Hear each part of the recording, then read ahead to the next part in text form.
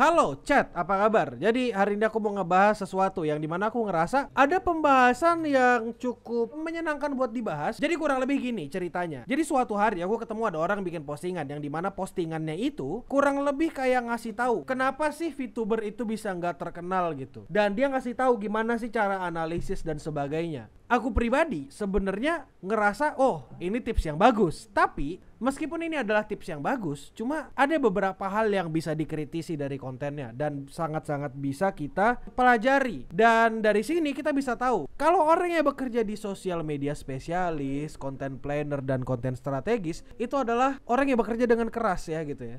Bukan orang yang ngawur-ngawuran doang gitu. Kau kalau mau mencoba sosial media harus dieksperimenkan beneran dan bukan cuma dari katanya.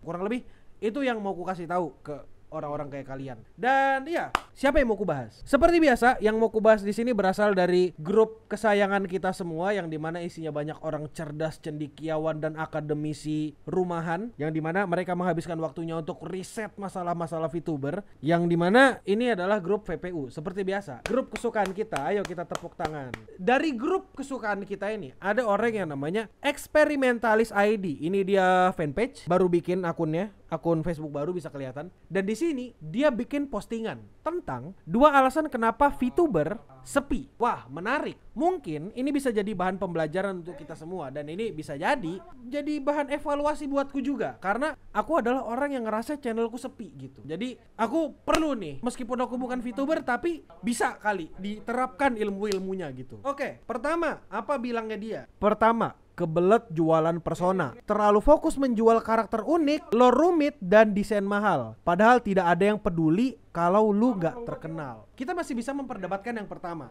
Nah, kebelet jualan persona, terlalu fokus ngejual karakter unik, lore rumit, dan desain karakter yang mahal. Padahal tidak ada yang peduli karena gak terlalu terkenal. Jadi, sorry, yang membedakan antara scene VTuber dengan scene streamer biasa adalah kalau misalnya VTuber itu yang dilihat adalah karakternya.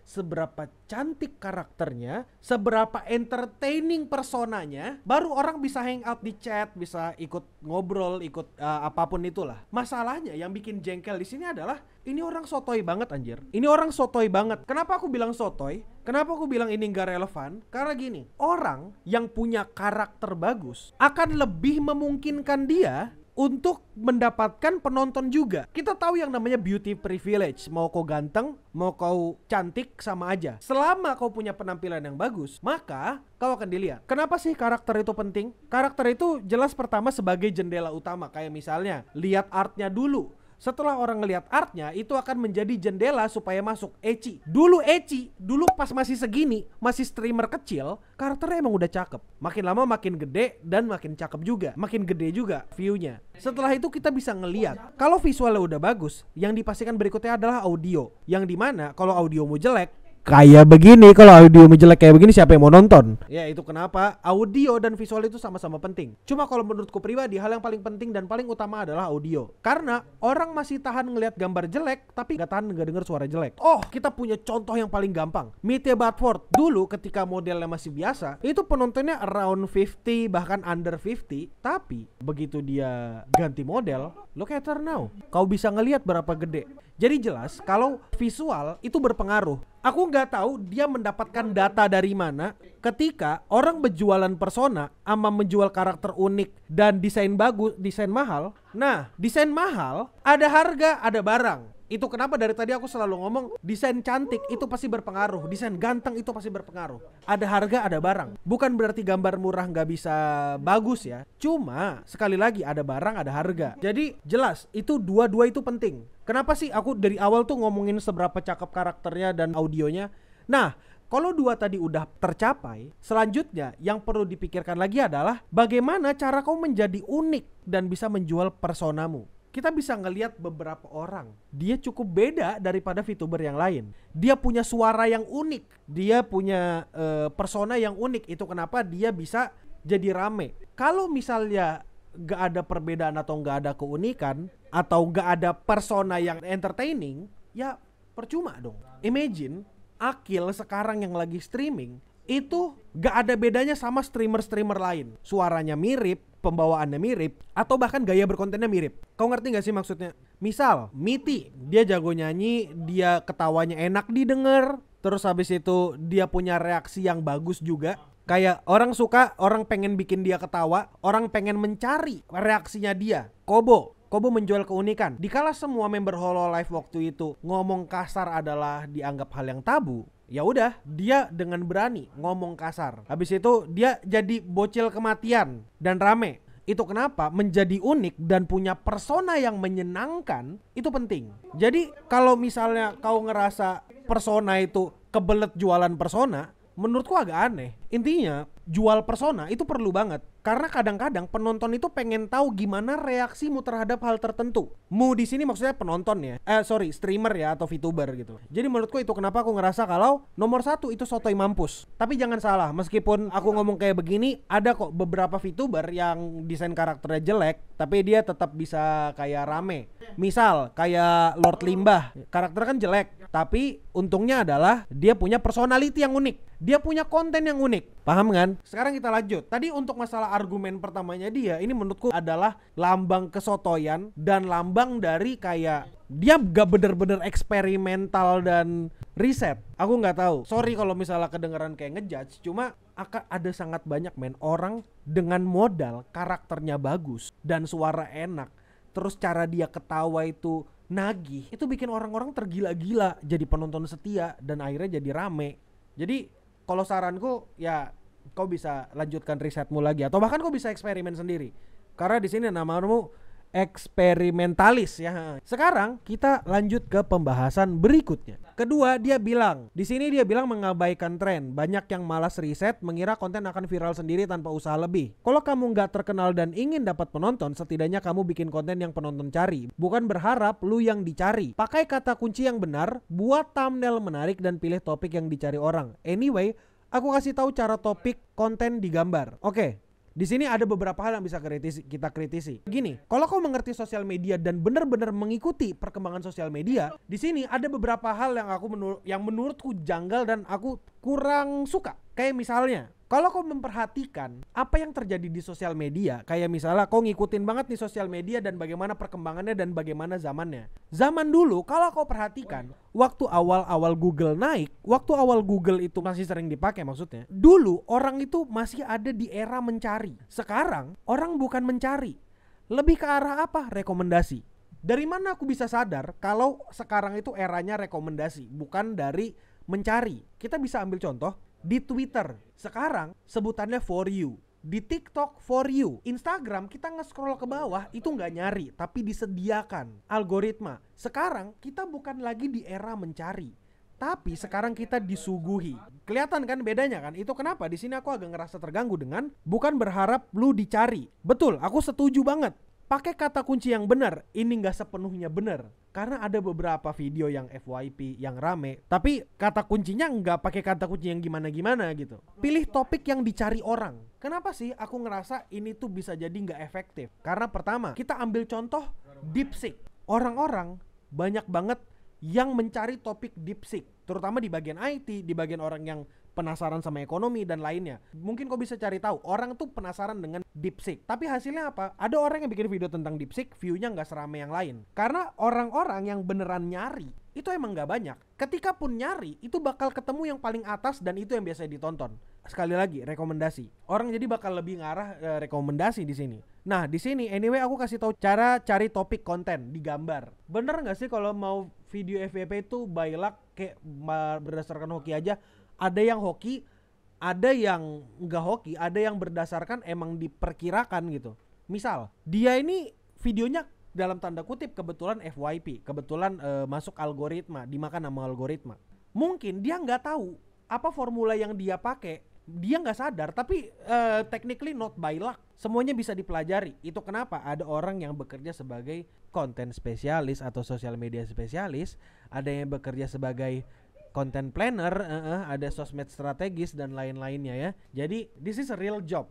Orang bener-bener bekerja untuk ini. Dan kalau kamu belajar silahkan, kalau kamu menjadi sotoy silahkan. Emang gak ada ilmu pastinya kalau ini, kurang lebih kayak gitu. Kita lanjut, mencari konten relevan. Pernah bingung mau bikin konten apa atau pengen tahu potensi topik konten kalian? Kalian mungkin belum tahu tools ini.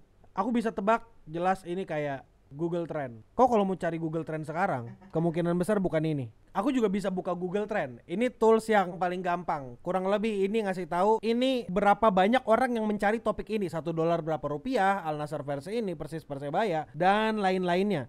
Kurang lebih ini topik yang sedang dicari. Kejar trending topik, fokus pada makin banyak makin bagus. Fokus hanya ke tren naik, hindari tren turun. Di sini masalahnya turun semua nih ke belakangnya nih. Jadi mesti apa nih yang dikejar bang? Apa sih yang salah dari sini? Kalau misalnya kau bener-bener mengerti sosial media dan tahu apa yang mau dibahas, kau pasti tahu kayak apa yang salah dari menggunakan tools ini. Penggunaan tools ini itu akan relevan kalau kau bukan VTuber yang streaming. Misal, kita sama-sama tahu marketnya VTuber itu wibu. Kita sama-sama tahu kalau marketnya VTuber itu cowok-cowok atau cewek-cewek yang suka sama hal-hal yang nerd, geek, game, anime, bahkan yang lain-lain kayak film bahkan.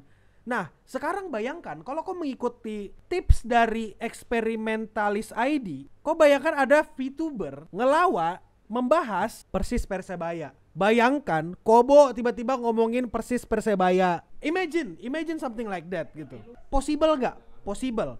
Tapi apakah itu menggambarkan pasar atau niche dari VTubernya beneran? Mungkin kalau kayak Kevin, kayak Kafein, mungkin masih bisa karena Kevin emang bikin konten yang mengejar tren. Tapi apa semua VTuber bisa melakukan itu? Dan kalau misalnya dapat, kira-kira setelah dia dapat, dia bisa apa dengan kontennya? Kayak gini, aku bakal kasih contoh aku deh. Aku biasanya ngomongin masalah VTuber, ngomongin market VTuber atau apapun itu tentang VTuber. Tiba-tiba aku ngebahas masalah ekonomi, masalah AI. Menurutmu rame nggak? Kau bisa ngeliat sendiri hasilnya. Aku juga pernah ngebahas masalah anggota dewan. Itu lumayan rame karena berkaitan sama anime atau Pokemon. Nah, jadi pada dasarnya kalau kamu bikin konten, kau tuh boleh aja mengejar tren. Tapi kalau saranmu adalah mengejar tren mentah-mentah dari Google Trend, itu tolol. Kita lanjut. Topik tertentu berdasarkan kata kunci. Aku nggak tahu ini maksudnya apa. Dia tidak menjelaskan apapun di sini. Tentukan di mana orang mencari kata kunci. Oh, meme. Mungkin yang bahas meme atau apa. Seluruh dunia, sesuaikan lokasi target audience. Indonesia, betul. Teliti tren jangka panjang. Ini masalah masuk akal. Nah, di sini VTuber, oh kok bisa ketemu Mimi Nightmare, plap plap plap. Query yang dicari dan berdasarkan dengan kata kunci. Personalisasi dengan daerah. Ini masuk akal, Mas. Ini masuk akal. Kalau kau nggak tahu kata kunci, pilih kategori. Oke, ini masuk akal. Pada dasarnya, yang mau ku sampaikan di sini adalah aku bukan mau bilang jangan percaya sama Google Trend. Karena kalau aku ngomong kayak gitu, aku yang tolol. Google Trend itu adalah tools yang bagus. Cuma sekali lagi, ada beberapa hal yang harus kau pikirkan ketika kau bikin konten itu gitu. Konten tuh gak semuanya atau gak selamanya mesti ngikutin tren. Ngikutin tren bagus gak? Bagus. Cuma kedepannya nanti marketmu ini ingin dibuat seperti apa? Terutama VTuber. VTuber yang biasanya nyanyi, biasanya main game, biasanya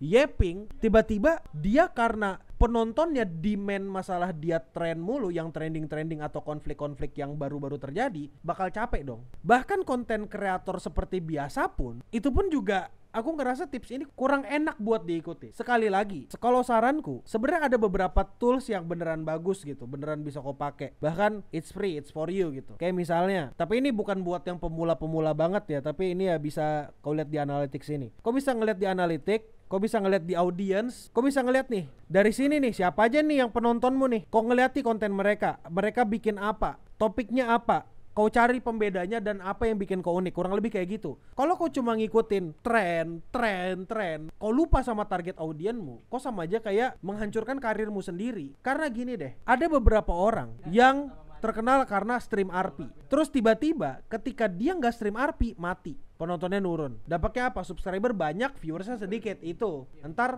capek sendiri, ntar ngeluh dikira nggak punya persona gitu. Wah gila, ini orang nggak punya persona nih, ikutin tren. Ya sekali lagi, kalau saranku mah tidak perlu seperti itu. Boleh mengikuti tren, tapi perlu dipikirkan targetnya mau kemana dan kau mau menjadi apa. Kalau misalnya cuma itu doang, berdasarkan Google Trend atau analitik sederhana gitu doang, kau bakal capek sendiri men. Selanjutnya kita akan membahas apalagi yang aku gak suka dari Experimentalis ID ini. Aku bukan gak suka sama orangnya atau pembahasannya, aku cuma gak suka sama beberapa hal yang dia pakai. Apakah aku benci? Gak juga, biasa aja. Karena sekali lagi, kau berniat edukasi, aku berniat ngasih tahu juga nih gimana nih cara yang masuk akal dan cukup pakai logika gitu. Nah, kenyataannya minat orang yang cari konten Minecraft itu sepi. Di sini konteksnya kenapa dia bisa posting kayak gini, karena pada saat ini VPU itu lagi rame banget ngomongin masalah Minecraft. Kenapa Risu nggak main Minecraft? Kenapa bla bla bla nggak main Minecraft gitu. Nah, di sini dia bilang kenyataannya minat orang yang cari konten Minecraft itu sepi.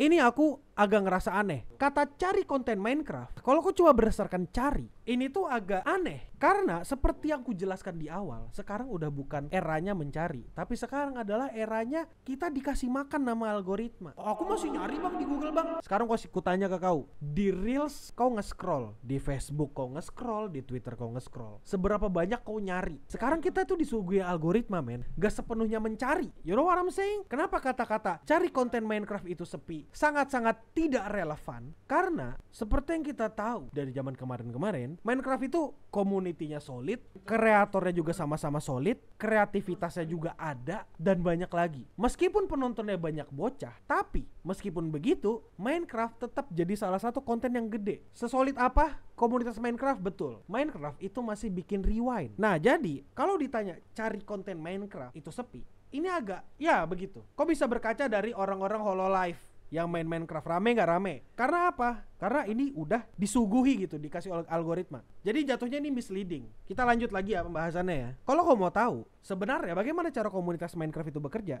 caranya tuh kayak gini. Misalnya ada ini udah gede nih, si A itu memperkenalkan B ke audiensnya, dan B karena punya personality sendiri, akhirnya dia kenal dari wider audience. Jadi ibarat kata mereka itu kayak web yang kayak nyatu-nyatu satu sama lain. Dan entah kenapa apa yang ku omongin ini bener. Jadi apakah itu sepi? Minecraft aku nggak yakin. Mereka rame-rame aja. Intinya jangan cuma berpatokan di Google Trend, dan jangan berpatokan sama kata minat orang mencari konten. Enggak, itu nggak penting-penting amat. Karena yang penting sekarang adalah algoritma, dimana kau buka YouTube ada homepage apa yang paling atas atau kau scroll sedikit, itu tinggal diklik. Short kau tinggal geser-geser doang. Reels, TikTok, Facebook, Twitter, semuanya kayak gitu. Jadi kalau dipikir-pikir, apakah caranya dia mencari konten dan lain-lain itu masih masuk akal? Aku nggak ngerasa iya.